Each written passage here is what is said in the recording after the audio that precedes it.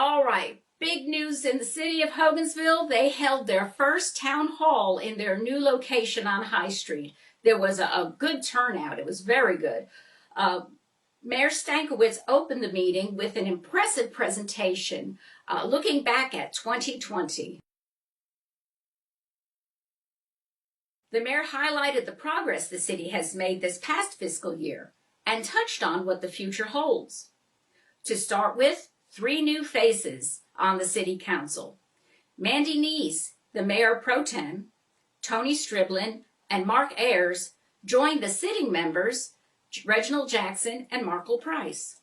Hogansville was incorporated on October 12, 1870, making 2020 their 150th anniversary. Although they could not hold the planned celebration, and it was to be a grand event, it did not go unnoticed. You will notice the town is a little bit prettier. The Hogansville Regional Arts Association hosted a community beautification project with permission from the fire department. Local artists and residents scrubbed down the faded fire hydrants and gave them some personality. As you can see, a little paint mixed with talent and ambition made a huge difference. Beautifying fire hydrants is just one of their many projects. You can learn more about the Hogansville Regional Arts Association by visiting their Facebook page. Look for their logo, the Royal Theater. A historical marker has been erected to honor the legacy of Isaiah H. Lofton, who was a postmaster here in 1897. This marker is now part of the Georgia Civil Rights Trail. You can learn more about Isaiah Lofton's contribution to Hogansville's history and about the Civil Rights Trail by visiting www.georgiahistory.com. The City of Hogansville was awarded the inaugural Visionary City Award by the Georgia Municipal Association. Only 9 cities in the state received this award. Said GMA Executive Director Larry Hansen, these cities exemplify what it means to be forward-thinking for their residents and generations to come. This is a big deal.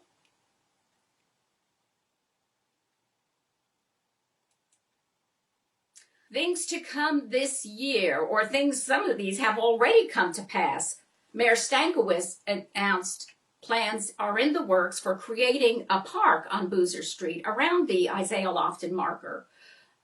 This will accommodate visitors to the area. And as we had said, City Hall's new location is complete. Mayor Stankiewicz took this opportunity to reiterate that the purchase of the building, the moving expenses, the renovation costs, all of that came at no expense to the taxpayers.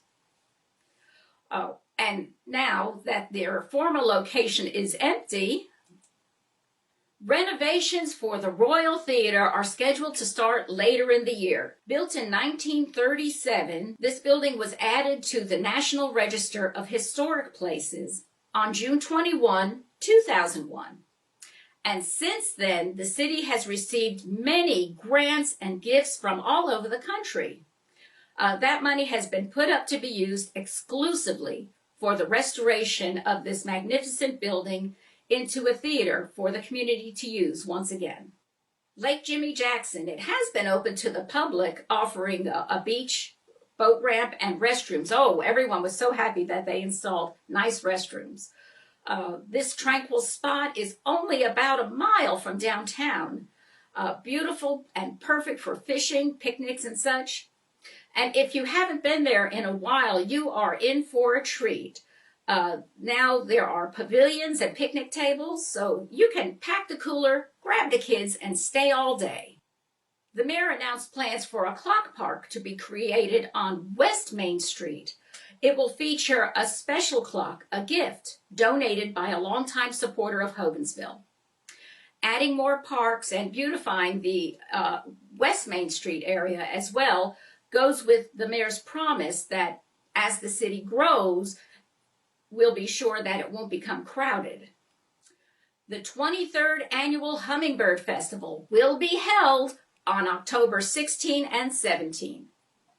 Voted Midwest Georgia's favorite fall festival, it is filled with music, food, fun, and shopping. This annual event is held the third weekend in October, so mark your calendar for the next 10 years to come. Proceeds from this festival go right back into the city and to a designated charity each year.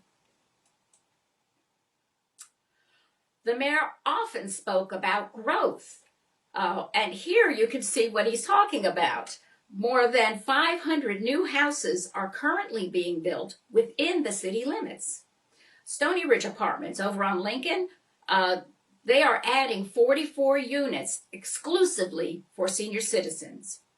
Bass Crossroads is opening up to a brand new subdivision, as well as William Street, a mixture of apartments, townhouses, making room for at least another 400 families.